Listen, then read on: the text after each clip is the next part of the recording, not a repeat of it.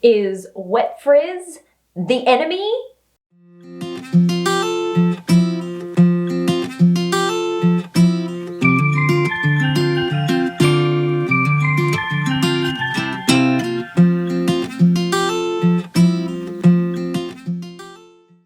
Hey there guys, welcome back to my channel. My name's Courtney and today we're going to be talking a little bit about wet frizz. This is frizz you see in your hair when it is wet. When you are applying leave-in or stylers, the theory is that if your hair is frizzy when it's wet, it's going to be frizzy when you dry it. So in order to head off frizz, you've got to have perfectly smooth hair when it's soaking wet and while you're styling it and putting in gel and all those things. So today I will be taking you into my bathroom and showing you exactly what my hair looks like when I'm styling. Some common causes of wet frizz are actually product buildup on your hair.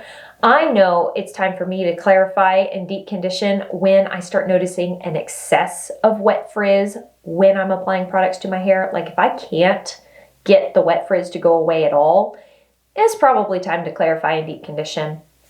Another thing that causes wet frizz on me is when I use products that cause flash drying on my hair.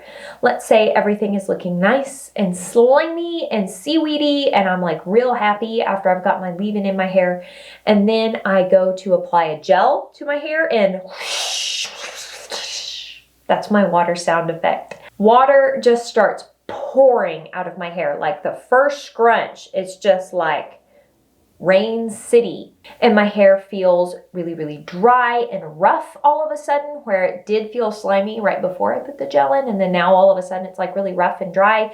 And my curl clumps shatter. Flash drying causes wet frizz on my hair. There you go. If you want to know more about flash drying, you can watch a demo of what flash drying looks like on my hair in this video. But without further ado, let's go into my bathroom and I will show you what wet frizz looks like in my hair, how I fix it, and what the acceptable levels of wet frizz are for my hair. Well, that did not go the way I wanted it to. Hey there guys. Okay, so here we are. We're in my bathroom. I'm doing a very simple wash day for this, and it's all Trelux. I know how these products perform in my hair, and I know that none of these products is going to give me flash drying. I have also recently clarified and deep conditioned my hair. Let's go ahead and get started.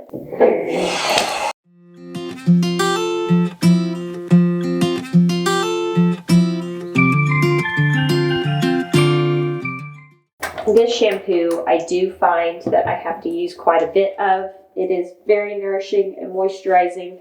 I actually really like it. It's got some protein in it.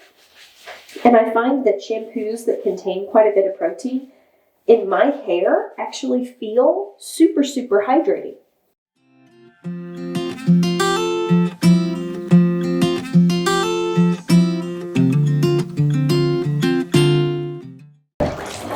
And it's odd that a shampoo would feel hydrating with protein, because shampoos and protein are not inherently hydrating things. Anyway, weird thoughts with Courtney while I hang upside down over my tub. Now I'm going in with the Untie the Knot leave-in or rinse out conditioner. I just take one pump, as I find that my hair doesn't need very much of this stuff. My hair doesn't ever like just a whole lot of leave-in. And I am distributing that with my fingers so that I can feel where the tangles and knots are and be kind of gentle on those instead of just ripping through my hair, ripping through the knots with a brush or a comb. I really don't like wide tooth combs. I feel like they really rip my hair a bunch. All right, so if you are only using your fingers and you're trying desperately to get rid of wet frizz, you might find that you are really, really frustrated, because I personally have never been able to 100% eliminate the wet frizz with just my fingers. And you can even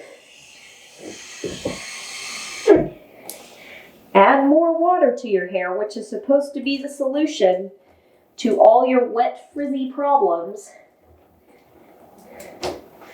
And it helps, but there's still wet frizz happening. This is better. My hair is way less frizzy, but it still has a bunch of wet frizz.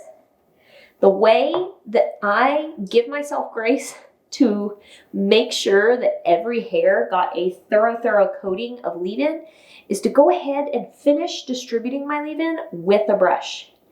Also, I'm kind of proud that this one's trying to curl, even though it's wet. See my last video for that reference.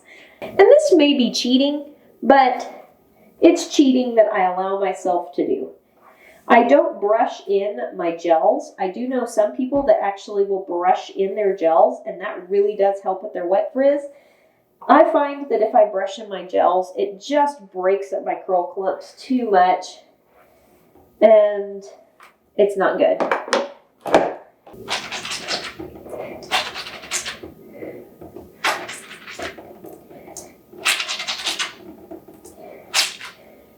All right. There's some more frizz in my hair because I scrunched it with no gel in it. I find that when I scrunch my hair with gel in it, the gel actually helps hold everything together. I get way less frizz that way.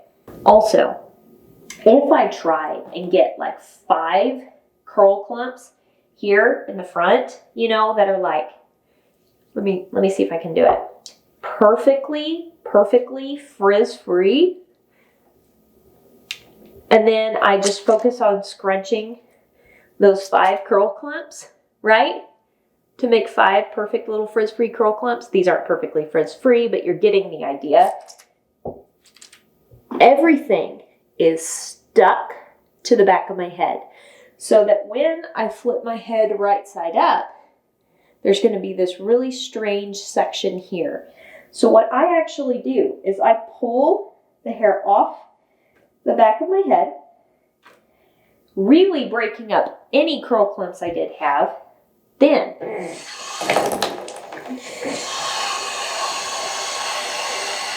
I add a decent amount of water to my hair, make sure nothing's stuck, and I start turning my head from side to side and scrunching. Don't stick. I may have added too much water. I don't normally add quite that much. The more water you add to your hair, the bigger your curl clumps are going to be. All right. At this point, this right here is actually a perfectly acceptable amount of wet frizz. There are a few strands of hair not in curl clumps, but for the majority, everything is smooth and in a curl clump. So I'm actually really happy with where my curl clumps are right now. And now I'm going to add gel to it. Keeping with using Tray Luxe, I find that when I'm really struggling to pinpoint a problem, sometimes the solution for me is to use products all from one line, because I know that the people that made the products actually worked really hard to make sure that all of their products were formulated to work together. And that actually will help me sometimes figure out an issue. All right, so I grabbed 1 teaspoon of gel. I'm gonna glaze it over like so. Oh, well, water droplet just dropped in my eye. I part it into 2 sections and gently squeeze the product into the lengths of my hair, making 2 giant slimy curl clumps. Not on purpose. I'm going to try and break them up a little bit. And then I slowly start scrunching everything in and turning my head from side to side as I do so. Oh, and I'm going to stand up and shake the hair off the back of my head and then come back down. Now that really helped unstick everything so that when I flip my head right side up, nothing's going to be stuck in a weird spot. But my hair also still has a lot of water in it, so the curl clumps aren't going to completely break apart. All right, this is looking pretty good, but there's this one section right here where things are getting a little frizzy. Let me show you how I would fix that. I don't want to add just a ton of water to it, but I need to add some to it. The solution sometimes to fixing wet frizz is not adding more product. It's adding more water. I hope I'm not spraying the lens. I don't want to get you guys wet. This isn't a ride at Disney. Like one of those things where you go in the movie theater and they like spray you with water.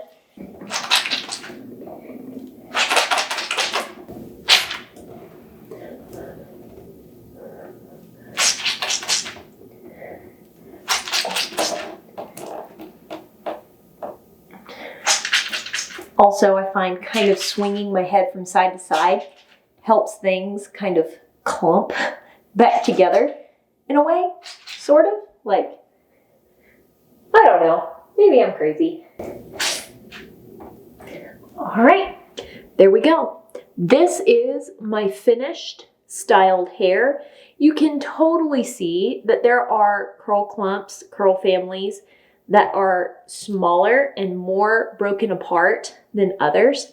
You don't have to have 5 perfectly slimed together curl clumps in order to have a good wash day. In fact, I find that when I do have that, my hair actually turns out less cute. I will show you that in a minute when we go back into my bedroom. But anyway, this is a perfectly acceptable amount of wet frizz for me to have a wash day that I wind up really, really liking.